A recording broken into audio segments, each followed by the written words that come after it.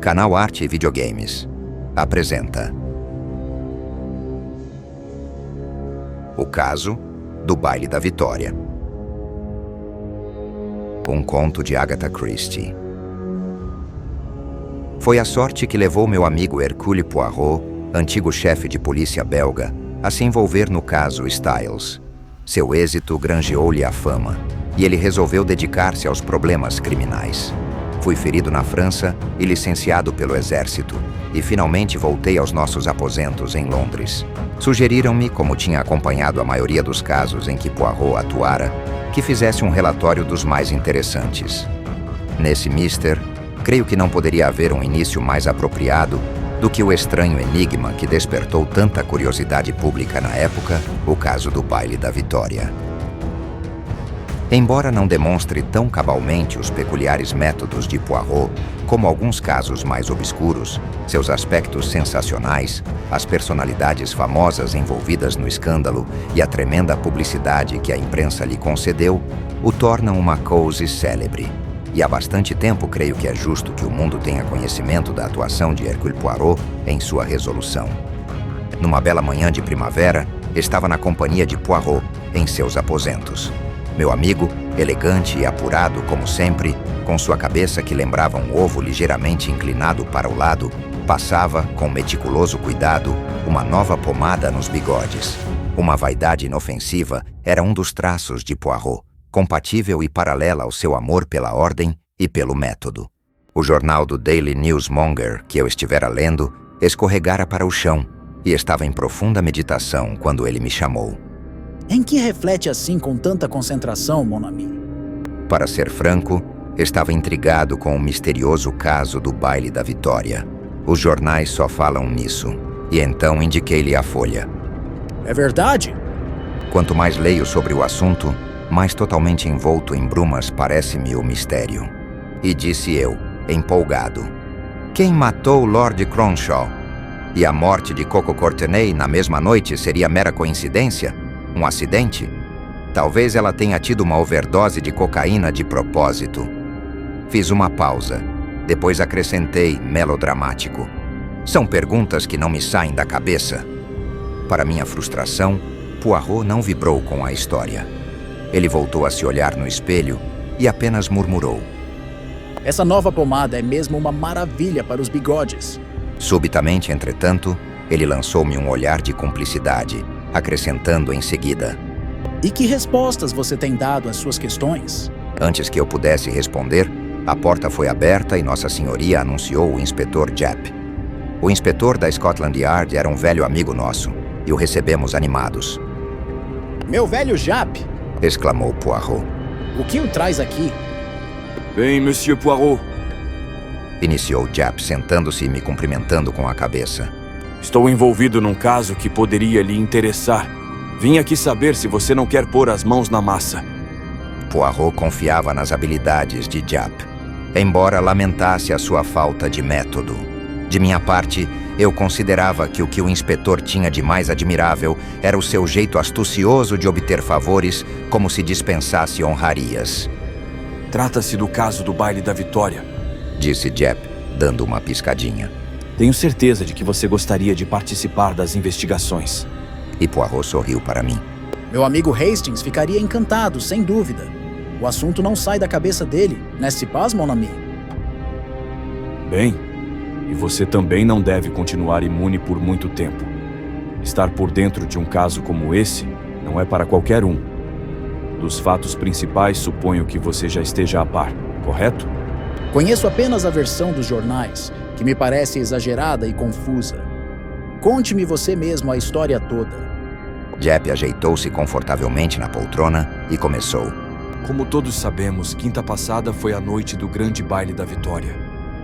Hoje, qualquer arrasta-pé de terceira categoria pode ser chamado de baile, mas esse era o legítimo e aconteceu no Colossus Hall, onde estava presente toda a sociedade londrina, incluindo Lord Cronshaw e seus amigos.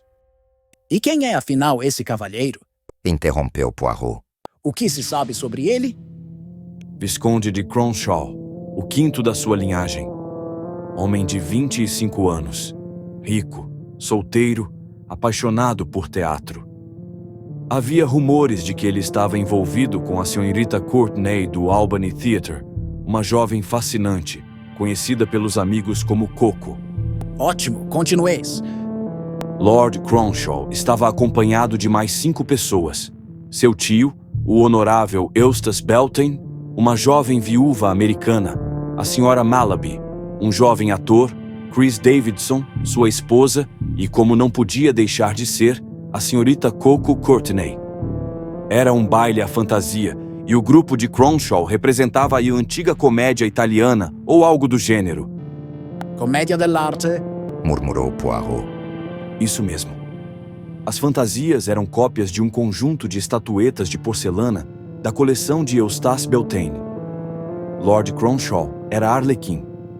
Beltane era o bufão Punch e a senhora Malaby, que fazia par com ele, Pulcinella. Os Davidson eram Pierrot e Pierrette. A senhorita Courtenay, obviamente, Colombina.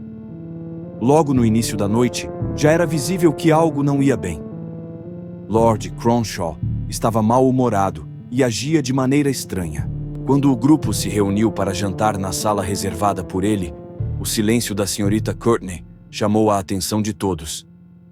Dava para ver que ela tinha chorado e parecia estar à beira de um ataque de nervos. O clima da refeição foi constrangedor, e assim que todos deixaram a sala, a jovem virou-se para Chris Davidson e pediu-lhe que a levasse para casa, pois estava cansada daquele baile. O jovem ator hesitou, olhou para Lord Cronshaw e acabou levando os dois de volta para o reservado. Mas ele não conseguiu reconciliá-los e acabou chamando um táxi, no qual levou a senhorita Courtney, agora chorando, para o apartamento dela. No caminho, ela não chegou a contar-lhe o motivo pelo qual estava naquele estado, limitando-se a repetir que o velho Cronte não perdia por esperar e que ele iria se arrepender. Essa é a única pista que temos de que a morte dela pode não ter sido acidental. E é uma pista que não nos indica muita coisa. Quando Davidson finalmente conseguiu acalmar a senhorita Courtney, era muito tarde para retornar ao Colossus Hall, e por isso ele foi direto para o seu apartamento em Chelsea. Logo em seguida, chegou ali também a sua esposa, trazendo a notícia da terrível tragédia que tinha ocorrido após a partida dele. Parece que o mau humor de Lord Cronshaw só piorara ao longo do baile. Ele se manteve afastado dos amigos, que mal o viram durante o resto da noite. Por volta da 1:30 da madrugada, um pouco antes da dança, quando todos tirariam as máscaras, o capitão Digby, um amigo do exército que conhecia a fantasia de Cronshaw, viu-o num camarote, olhando para o salão. "Olá, Cronch", ele chamou. "Seja mais sociável, desça e venha se divertir com a gente. O que você está fazendo aí, amuado como uma velha? Vão tocar aquele swing animado." "Está certo", respondeu Cronshaw. "Espere por mim aí. Vai ser difícil achá-lo no meio da multidão." Enquanto falava, virou-se para sair do camarote. O capitão Digby, que estava acompanhado da senhora Davidson, esperou. Minutos se passaram sem que Lord Cronshaw aparecesse. Digby começou a ficar impaciente e exclamou: "Será que ele pensa que vamos ficar a noite toda esperando?" Naquele momento, a senhora Malaby se juntou a eles. Explicaram a ela o que estava acontecendo. A jovem viúva disse sem pestanejar: "Ele está parecendo um bicho acuado. É melhor irmos atrás dele." A busca começou, mas sem resultado, até que ocorreu à senhora Malaby que ele poderia estar na sala em que tinham jantado 1 hora antes. Foram até lá. Não puderam acreditar no que viram. Arlequim estava mesmo lá, mas estirado no chão e com uma faca de mesa enfiada no peito.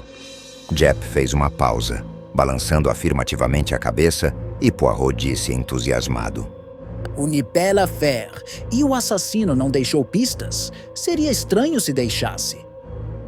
"Bem", continuou o inspetor, "o resto você já sabe.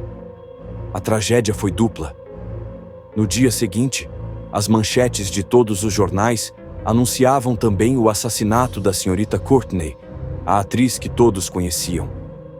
Ela foi encontrada morta na própria cama e teria sido a causa da morte uma overdose de cocaína.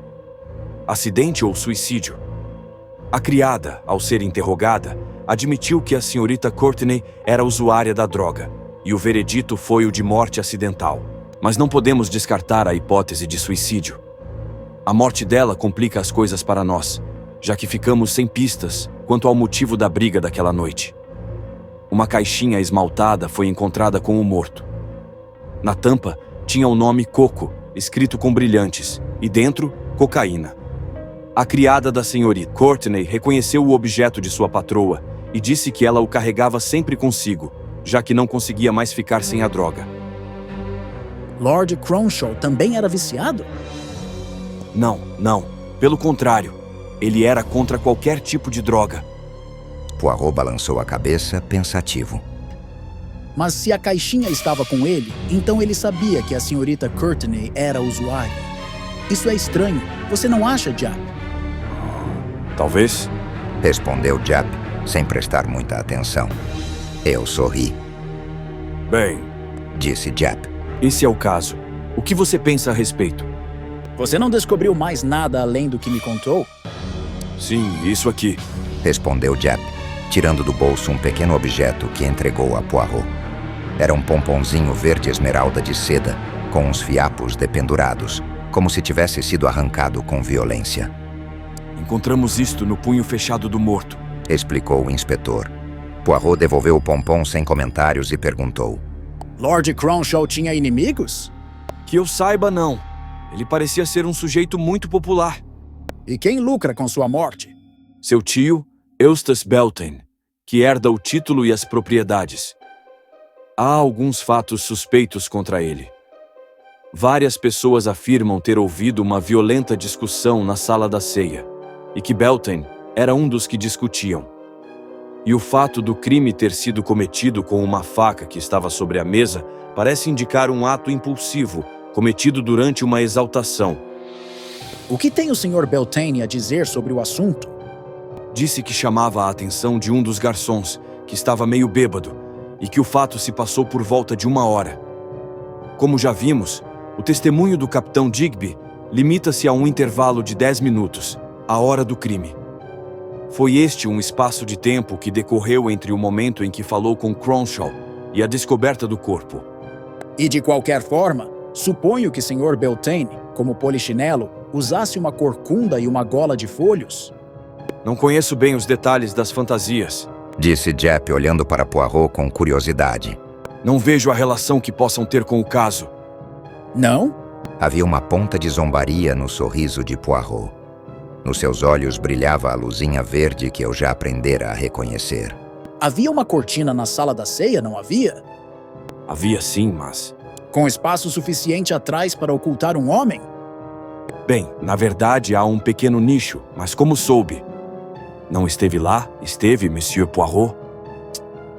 Não, meu caro Japp. Foi meu cérebro que me sugeriu a cortina. Sem ela, a trama não seria possível e temos que procurar ser sempre racionais.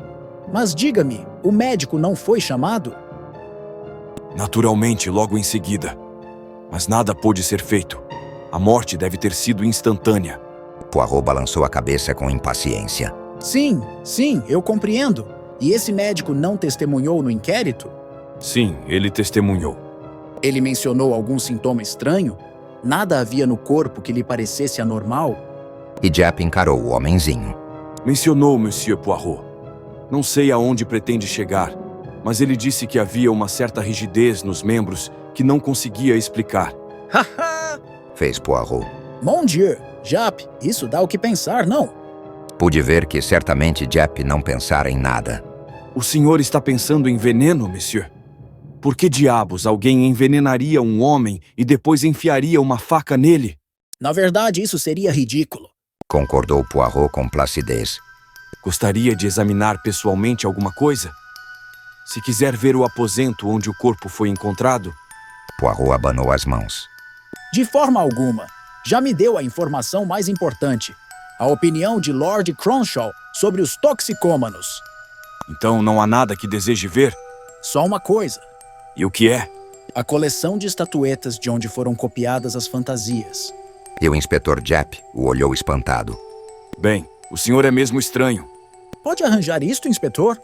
Certamente, podemos ir agora a Berkeley Square, se quiser. O Sr. Belton, ou Lord Cronshaw, como deveríamos dizer agora, não se oporá. E foram todos. Mas que mistério aguarda Hercule Poirot? Será ele capaz de desvendar esse enigma? Será ele capaz de descobrir quem está por trás dos assassinatos? Aguarde, pois em breve teremos a última e conclusiva parte final da trama. Somente aqui, no canal Arte e Videogames.